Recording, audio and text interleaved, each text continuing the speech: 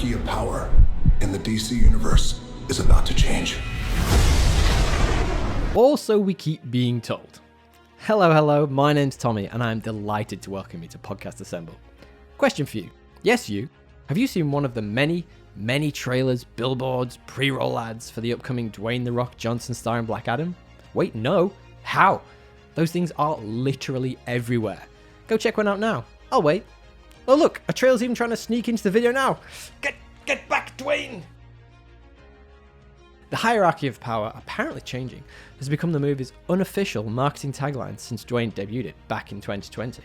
But to be frank, I'm not entirely convinced even the fans of the DCU are sure what the current hierarchy of power is.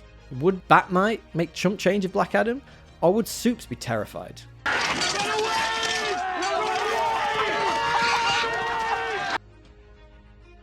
And honestly, why should we give a shit? Let's talk spicy takes. Now, the trailer's attempt to tease moviegoers into theatres by promising an answer. The film looks to be an action-packed extravaganza, with our titular Black Adam pitted against the superhero team-up, the Justice Society of America, with the introduction of the likes of Pierce Brosnan's, and I must say, very comic-accurate looking Dr. Fate, along with Viola Davis returning to reprise her role as Amanda Waller. You're not fooling anyone, Warner Brothers. We know Black Adam and the Justice Society will fight for 2 minutes before teaming up. We all saw Batman vs Superman. And if Waller is supposed to be the glue holding the DC threads together, I think it might be a losing battle. Now at this point, I can already see you flexing those fingers, getting ready to call me a Marvel and Disney fanboy in the comments. Say what you want, but I'm actually more of a DC Comics fan. And I want to see great DC movies as much as you do. And it's difficult to understand why that's so hard to achieve. With the comic book movies being the current zeitgeist and more amazing on-page stories through the years than you can shake a stick at, it's incredibly puzzling. The Matt Reeves directed Batman was a reminder of how a director with a vision, love for the source material, and agency can deliver a faithful adaptation. Heck, even the Black Adam adjacent Shazam movie was a fine example of how to do these characters justice. However, for me, on the whole, the connected DCU movies simply haven't cut it. With decades of storytelling and transcendent characters to pull from, why is the DCU at the point of pinning all its hopes of redemption on Dwayne the Stone Johnson and Black Adam? Feels hard to get excited about. Again. To set the scene, this movie is yet another pivotal moment for Warner Brothers Discovery, who have been attempting to resuscitate the franchise for some time, and it would be an understatement to say that the state of the DCU thus far has been polarizing. You may love the movies, but does anyone really love all of them?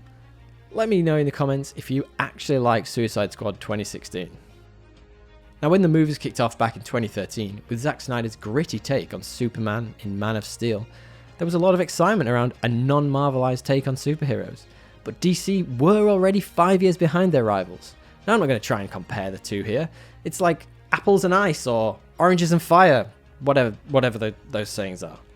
Though that was the model that Warner Brothers were clearly trying to ape. Now, I actually liked Man of Steel. Had flaws, yeah, but I think it explores interesting ideas. Though with the follow-up release of Batman vs Superman, the movies were criticised for not understanding the characters and prioritising style over substance, leading to Snyder's vision being cut short and the series hitting a stumbling block after just 2 movies. On one hand, some fans loved the grim tone set up by Snyder, while to general audiences, this new take on the characterisation of our beloved heroes was seen as at best out of sorts and at worst completely incoherent, dividing audiences. Even if we can all agree, Henry Cavill is the Superman we all deserve. And early comparisons between the Dark Knight trilogy weren't helpful either. Now, it's been nearly a decade since Man of Steel, and the universe has been through a number of course corrections and recorrections, with some highs and some serious lows. Honka honka! So here we are. Black Adam's claim of changing the hierarchy of power in the DCU seems to once again be imploring audiences to see this as another jumping off point. But Tommy, if it's supposed to be a jumping off point, who is Black Adam? I hear you cry. I got you covered, guys. In the comics, Black Adam sits somewhere between a villain and an anti-hero, who, like most, has had a few variations on his origin story through the years.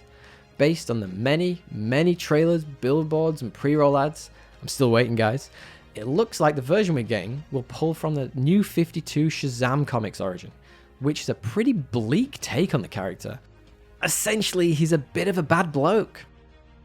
I mentioned before, Man of Steel came out in 2013, and Dwayne the Brick has been signed on to play Black Adam since 2014.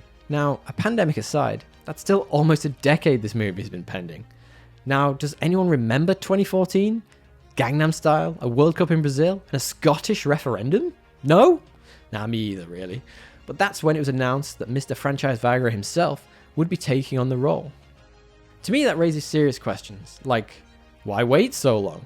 If this is the character to base the whole future of the franchise off, why prioritize releasing 2 versions of the Justice League, and 2 versions of the Suicide Squad, and Aquaman 2018 before it? And if you don't get the Aquaman 2018 reference, perhaps you check out our podcast, Podcast Assemble, linked below. When you view this against the real-world backdrop of Warner Brothers Discovery cancelling DC movies left and right, such as the Leslie Grace starring Batgirl, not cool DC, while also the in-universe story currently been pretty directionless, seeing Warner Brothers scrambling to find a Kevin Feige type to steer the ship, you begin to understand my trepidation. And then on top of all that, there's Ezra Miller in the Flash movie. The less we say about Ezra, the better. This is awkward.